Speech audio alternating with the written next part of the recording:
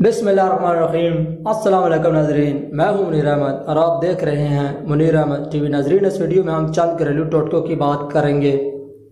जहां प्याज रखा जाए वहां छिपकली और सांप नहीं आते। अगर कपड़े पर लोहे के जंग का दाग लग जाए तो दाग पर लस्सी डालकर कपड़े को मले, दाग उतर जाएगा। दूध गर्म करते हुए बाज़ औक़ात उबल जाता है, लेकिन अगर देगची के किनारों पर थोड़ा सा मक्खन लगा दिया जाए तो दूध उबलेगा नहीं। अगर मछली खाते वक्त कांटा लग में फंस जाए तो एक नींबू का रस निकाल कर मुतासरा शख्स को पिला दें। चंद मिनट बाद कांटा घोल कर अंदर चला जाएगा। कुर्बानी के गोश्त को महफूज करने के लिए बगैर धोए इस पर आटे की भूसी लगा दें। आधे घंटे के बाद नीम गर्म पानी से धोकर छलनी में रख दें। गोश्त बिल्कुल साफ सुथरा और जरासीम से पाक हो जाएगा। आप इसे प्लास्टिक की थैलियों में पैक करके महफूज कर लें। गोश्त की थैलियों को फ्रीजर में रखते वक्त इनके दरमियान आइसक्रीम सोडा डाल दें। थैलियाँ आपस में चिपकेगी नहीं। चावल को उबालते वक्त इसमें 1 चम्मच नींबू का रस डालने से इनकी रंगत साफ और चावल खुशबूदार हो जाते हैं।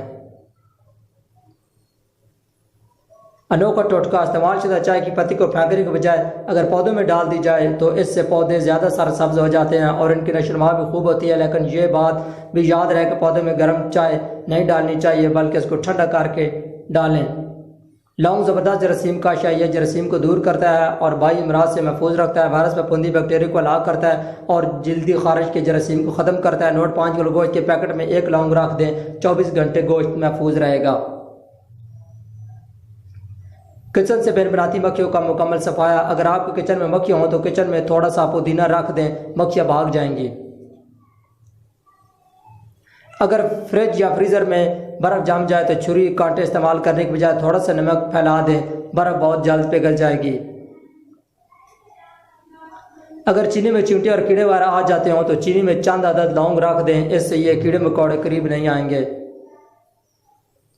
क्या आप भी छिपकलियों से डरती हैं? घर से छिपकलियाँ भगाने का बेहतरीन टोटका यह है कि एक सफ़ेद कागज़ पर चूना, नस्वार और तंबाकू हम वज़न लेकर इन्हें मिक्स कर लें और घर में ऐसी जगह पर रख दें जहाँ छिपकलियाँ अंदर आती हों। तंबाकू और नस्वार की बू से छिपकलियाँ बेहोश हो जाती हैं, इसलिए इसे ऐसी जगह पर रखना चाहिए जहाँ नीचे कोई खाने पीने वाली चीज़ ना हो। इसे सफ़ेद कागज़ पर रखना चाहिए।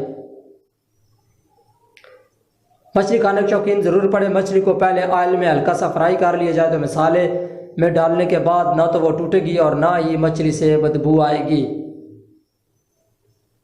खीरा छीलने के बाद छिलके को कचरे में ना फेंकें। इन्हें वाश बेसन, बावर्ची खाने और घर के कोने खुदरों में डाल दें, लाल बैग नहीं आएंगे। मीठे आलू को नमक लगाएं, नमकीन बनाएं। अगर मीठे आलू को नमकीन करना हो तो आलू काट कर नमक लगा दें। आलू जब पानी छोड़ दें तो आलू को धो लें, मिठास खत्म हो जाएगी, सालन नमकीन बन जाएगा। 1 चम्मच गन्ने का रस और सूखे हुए अचार का मज़ा फिर से दोबारा। अगर अचार सूख जाए तो इसमें चाय का निसफ चमचा गन्ने का रस मिला दें, इससे अचार दोबारा तरोताज़ा हो जाएगा। सब्ज़ी को देर तक ताज़ा रखने के लिए थोड़े से पानी में सिरका मिलाकर अगर सब्ज़ी पर छिड़क दिया जाए तो सब्ज़ी देर तक ताज़ा रहती है और जरासीम भी मर जाते हैं।